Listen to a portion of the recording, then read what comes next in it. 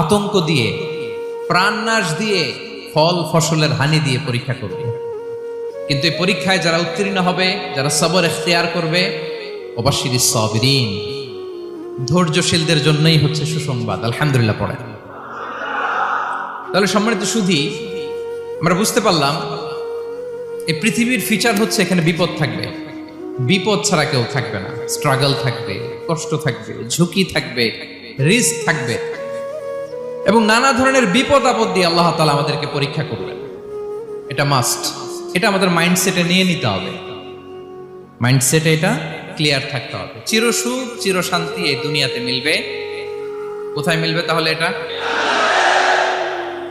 তাহলে বিপদ আসবেই, আপদ আসবেই, পরীক্ষা থাকবেই আমাদের জীবনে। তবে ইন্টারেস্টিংলি মজার বিষয় হচ্ছে পরীক্ষাটা এক একজনের এক এক রকম। পুরো পৃথিবীটা একটা পরীক্ষা ক্ষেত্র, কিন্তু